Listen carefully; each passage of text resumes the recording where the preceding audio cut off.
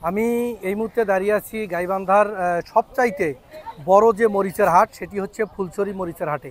আমি আজকে এখানে এসেছি যে মরিচের যে বর্তমান যে এখানকার যে হাট এটি চিত্র দেখানোর জন্য। তো এখানে কিন্তু সকাল থেকে কিন্তু মরিচ কেনা বেচা শুরু হয়েছে এবং প্রত্যেক সপ্তাহের কিন্তু শনিবার এবং মঙ্গলবারে এই মরিচের হাটটি বসে। আমরা ইতিমধ্যেই কথা বলেছি এখানকার যারা ইজারদার, তারা বলেছেন যে এখানে 1000 থেকে 1500 মন এখানে কিন্তু মরিচ কিন্তু প্রত্যেক হাটে কিন্তু কেনা বেচা হয় বলে তারা বলেছেন। তো এখানে এই মরিচের দাম প্রায় 1 কোটি টাকার উপরে এবং নিচে এরকম কিন্তু একটা কিন্তু তারা হয় বলে কিন্তু তারা ধারণা করেছে। তা আমি একটু আপনি দেখাবো আজকে এই মরিচের হাটের চিত্র। তো এখানে যেটা হচ্ছে আমরা যেটা দেখতে পাচ্ছি সেটা হচ্ছে যে এই হাটটি মূলত শনিবারে এখানে বসে এবং মঙ্গলবারে এই হাটটি কিন্তু বসে। তো এখানে প্রত্যেক দিন সকাল ভোরবেলা থেকে কিন্তু এই হাটটা বসে এবং এই হাটটার যারা মরিচ নিয়ে আসে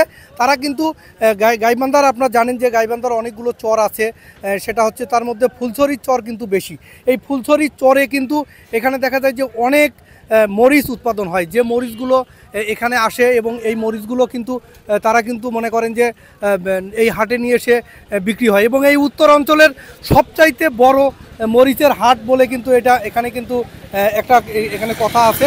এবং এখানে গাইবান্ধা জেলার বিভিন্ন উপজেলা থেকে কিন্তু মরিচ বিক্রি করতে আসে এবং এখানে কিনতে আসে কিন্তু অনেকেই। তা আমি একজন মরিচ বিক্রেতা, এখানে একজন মরিচ বিক্রেতা। ভাই, একটু আপনি বলবেন যে এখানে আসলে কেমন মরিচ বিক্রি হচ্ছে?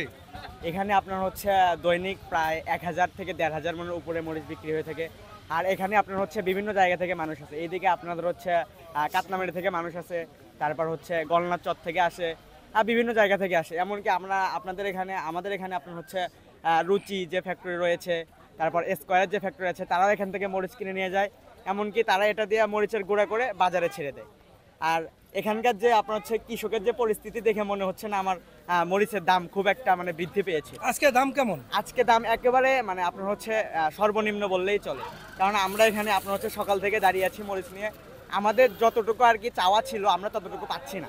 আচ্ছা, শুনছিলেন যে এখানে হচ্ছে মরিচের আজকে কিন্তু বাজার কিন্তু তুলনামূলকভাবে কম, তো সে কারণে তারপরেও তারা সকাল থেকে দাঁড়িয়ে আছে কিন্তু এখন পাচ্ছে না। তো আমি এখানে একজন ক্রেতা। চাচা, একটু আপনি কোথায় থেকে এসেছেন? আমি বগুড়া থেকে আসছি। বগুড়া। আচ্ছা আলিয়ারঘাট থেকে। আচ্ছা, কখন এসেছেন? আমি সকালবেলা আসছি। সকালে না? আপনি কতগুলো কিনেছেন? মন 50 হ্যাঁ, মন 50 কিনছি। 50 মন। কেমন রেটে কিনছেন আজকে? 7000, 7200, 300, 400। তো বাজার কেমন বলে মনে হচ্ছে আপনার? বাজার কম তো, বাজার মরছে বাজার কম না? ও আচ্ছা। তো এখানে কি আপনি সব সময় আসেন? সব সময় আসি। সব সময় আসেন না? আচ্ছা আচ্ছা, ঠিক আছে, ধন্যবাদ। আমি এখানে ক্রেতা এবং বিক্রেতার সঙ্গে ইতিমধ্যেই কিন্তু কথা বলেছি। তারা বলেছেন, একজন এখানে যে বললেন যে বিক্রেতা বললেন যে বাজার খুব একটা আসলে তুলনামূলকভাবে বেশি নয়, কম। আবার যে কিনেছেন সেও বললেন যে এখানে বাজার মোটামুটি যেটা আছে সেটা সহনশীল পর্যায়ে আছে। তো এখানে আমি আপনাদেরকে একটি জিনিস বলে রাখি। তো এই যে হাটটি, এই যে মরিচের হাটটি, এটা কিন্তু একটি উত্তর অঞ্চলের তথা গাইবান্ধার মধ্যে সবচাইতে বড় কিন্তু একটি মরিচের হাট। কিন্তু এখানে ইজারদার সহ যারা এখানকার যারা হাটের সংশ্লিষ্ট আছে তাদের সঙ্গে কথা বলেছি, তারা বলেছে যে এখানে কিন্তু এই হাটের কোনো নির্দিষ্ট কোনো জায়গা নেই।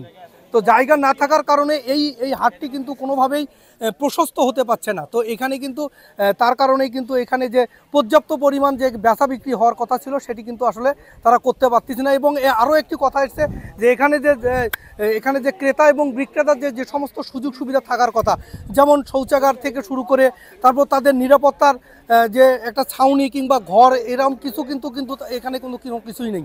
তো সরকারিভাবে তাদের চাওয়া যে এই হাটটি যদি সরকারিভাবে যদি সংস্কার করা হয়, সরকারিভাবে যদি এখানে যদি অর্থ ইনভেস্ট করা হয় এবং নজরদারি করা হয়, এই যে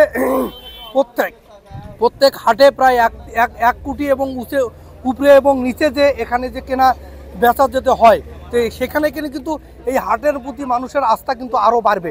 তো আমরা ইতিমধ্যে জেনেছি যে বাংলাদেশের সবচাইতে নামি নামি যে কোম্পানিগুলো, দামি দামি যে কোম্পানিগুলো, তারা কিন্তু এখানে কিন্তু আসে এই মরিচ কেনার জন্য। আপনারা জানেন যে প্রাণ কোম্পানি থেকে শুরু করে অনেক কোম্পানি কিন্তু আসে, তাদের এই হচ্ছে কোম্পানিগুলো এখান থেকে এই মরিচগুলো তারা এখান থেকে নিয়ে গিয়ে তারা কিন্তু তাদের কোম্পানির নাম দিয়ে কিন্তু তারা আজকে প্রচার করে।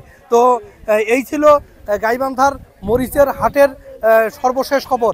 হারুন রশিদ, মুই বাংলা টেলিভিশন, গাইবান্ধা।